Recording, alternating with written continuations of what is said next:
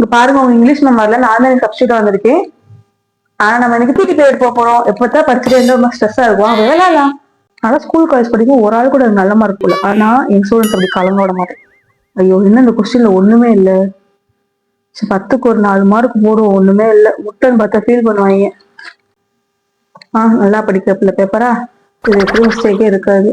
ஆஹா ஒரு மிஸ்டேக் இருக்கா, 100க்கு 99, அது ஒரு மார்க் கேட்டுக்கிட்டு மேம் மேம் மேம் பின்னாடி வர போறாங்க. ஆனா அந்த ஒரு மார்க் என்னால போட முடியாது, நான் என்ன பண்றது.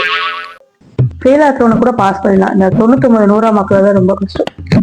ஃபெயில் ஆனவன் ஜஸ்ட் பாஸ் ஆனவன் கூட அமைதியா தான் இருக்கேன், அவன் அழுதா கூட எனக்கு ஃபீல் ஆகும் போல. நீங்க 99 வாங்கிட்டு ஒரு மார்க் அழுவாது, இரிட்டேட் ஆகுது. Yes coming, what you want? Annual day டான்ஸ்க்காக மேம் நல்லா படிக்கிறவங்களை கூப்பிடுறாங்க மேம். உங்க மேம் கிட்ட போய் நல்லா படிக்கிறவங்க தான் பாட்டு டான்ஸ்னு எல்லாத்துலயும் போகணும்னு அவசியம் இல்லை, மற்றவங்களுக்கும் ஆப்பர்ச்சுனிட்டிஸ் கொடுக்கலாம். அதனால யாருக்கு என்ன வருமோ கேட்டு அவங்கள வந்து ஆனுவல் டே கிளாஸ் பண்ண சொல்லுங்க. சுத்திகா மேம் சொன்னாங்கன்னே போய் சொல்லுங்க.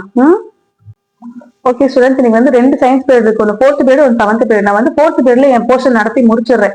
7th பீரியட் அந்த 8th பீரியட் உங்களுக்கு ஏற்கனவே பிடி பீரியட்னால நீங்க 7th 8th ஜாலியா விளையாடலாம், முடிச்சு ஜாலியா வீட்டுக்கு போகலாம். ஓகே.